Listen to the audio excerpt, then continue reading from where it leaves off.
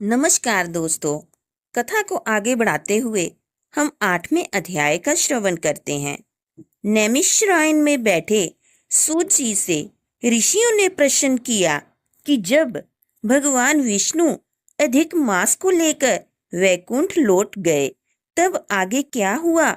सूत जी बोले, हे मुनियों, यही प्रश्न नारद जी ने भी भगवान नारायण से किया था। तब भगवान नारायण ने उत्तर दिया, हे नारद, विष्णु जी अधिक मास को अपने साथ वैकुंठ ले गए और वहां उसे अपने समीप स्थान दिया। अब वह अधिक मास जो पहले अपमानित था 12 महीनों में श्रेष्ठ बन गया और पुरुषोत्तम मास के रूप में प्रतिष्ठित होकर सम्मानित होने लगा। इसके बाद भगवान श्री कृष्ण द्रौपदी के पूर्व जन्म की कथा सुनाते हैं।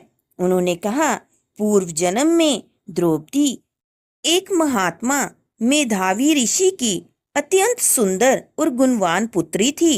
वह रूप, विद्या और नीति में निपुण थी और अपने पिता की अत्यंत प्रिय थी, किंतु उसके मन में एक ही चिंता थी, उसे योग्य पति और संतान सुख कैसे प्राप्त होगा।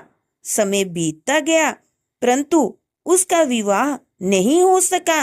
वह अपनी सखियों को पति और परिवार का सुख भोगते देख स्वयं भी उस सुख की कामना करने लगी।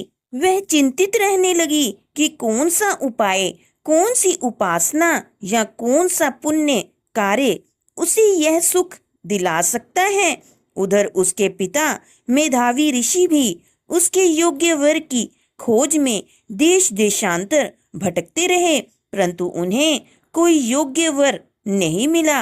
इस कारण वे अत्यंत चिंतित और निराश हो गए।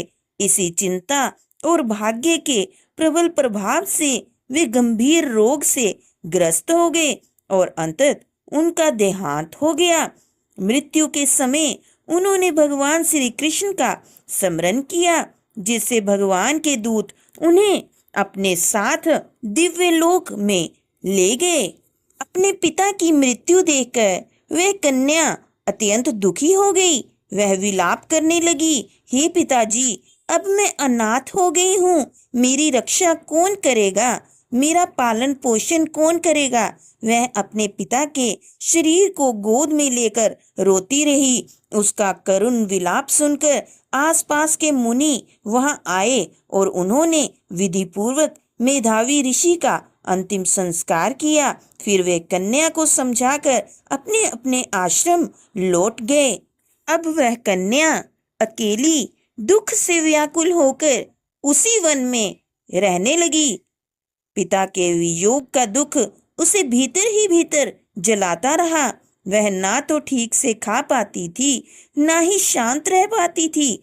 जैसे बछड़े के वियोग में गायें व्याकुल हो जाती हैं, वैसे ही वह भी शोक में डूबी रहती थी।